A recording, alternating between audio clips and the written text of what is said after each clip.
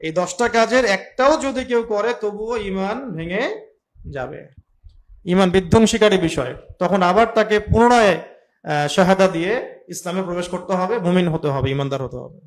ঈমান বিধ্বংসী 10টা বিষয়। 1 নাম্বার, আল্লাহর সাথে শিরক করা। 2 নাম্বার, আল্লাহ এবং বান্দার মাঝে মধ্যস্থতাকারী স্থাপন করা।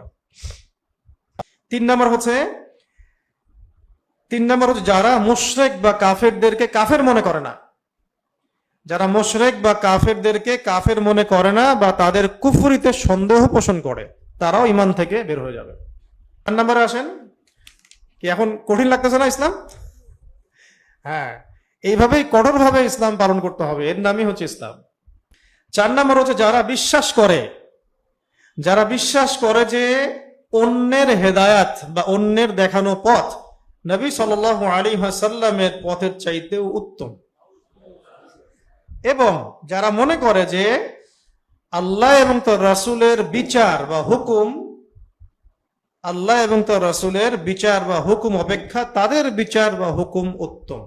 5 নম্বর শোনেন, যে ব্যক্তি রাসূলুল্লাহ সাল্লাল্লাহু আলাইহি ওয়াসাল্লাম যা নিয়ে এসেছেন, যে ব্যক্তি রাসূল সাল্লাল্লাহু আলাইহি ওয়াসাল্লাম যা নিয়ে এসেছেন, মানে দ্বীন ইসলাম, কুরআন, সুন্নাহ, এই তো যা নিয়ে এসেছেন, সে অনুযায়ী আমলও করে, কিন্তু এই দ্বীনের কোন বিষয়ের উপরে ক্রোধ রাখে বা বিদ্বেষ রাখে বা অবজ্ঞা পোষণ করে, সেও কাফের। 6 নম্বরটাও শুনেন, এটা আরো মুশকিল। যে ব্যক্তি রাসূল সাল্লাল্লাহু আলাইহি ওয়াসাল্লামের দ্বীনের কোনো অংশ নিয়ে ঠাট্টা বিদ্রুপ করবে, সেও কাফের। 7 নাম্বার, জাদু করা। 7 নাম্বার কি? জাদু করা। কেউ যদি জাদু করে, জাদুবিদ্যার চর্চা করে, হ্যাঁ, যে কোনো কারণেই করুক, স্বামী স্ত্রীর মধ্যে মিল মহব্বত সৃষ্টি করার জন্যও কেউ যদি জাদু করে, এই জাদু হারাম, কুফরি, কবিরা গুনাহ। আর বাকি অন্য উদ্দেশ্যে করলে তো শেষ। 8 নাম্বারটা আরো কঠিন হয়ে যাচ্ছে মনে হয়। 8 নাম্বারটা হচ্ছে যে কাফের মুশরিকদের পৃষ্ঠপোষকতা করা এবং মুসলমানদের বিরুদ্ধে তাদেরকে সাহায্য করা। 9 নাম্বার, যে ব্যক্তি বিশ্বাস করে, এটা আমাদের সমাজে আছে, যে ব্যক্তি বিশ্বাস করে যে এমন কিছু মানুষ আছে যাদের জন্য আল্লাহ এবং তার রাসূলের শরীয়ত মানার দরকার নাই। হ্যাঁ, এমন আকীদার কিন্তু অনেক মানুষ আছে আমাদের সমাজে।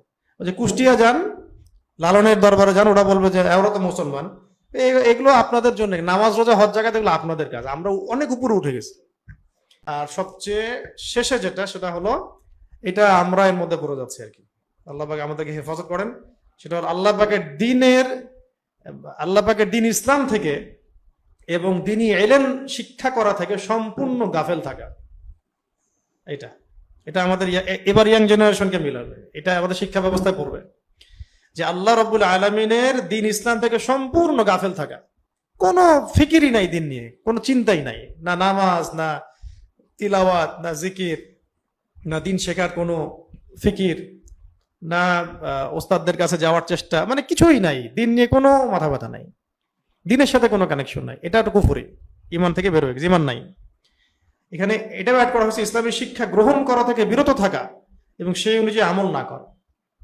ইসলামী শিক্ষা গ্রহণ করা থেকে বিরত থাকা এবং সেই অনুযায়ী আমল না করা, এটাও ঈমান বিধ্বংসী বিষয়। এর মধ্যে আমাদের পুরো কিশোর সমাজ, যুব সমাজ, তরুণ তরুণী সবাই পড়ে যাচ্ছে, শিক্ষা ব্যবস্থাও পড়ে যাচ্ছে এর মধ্যে।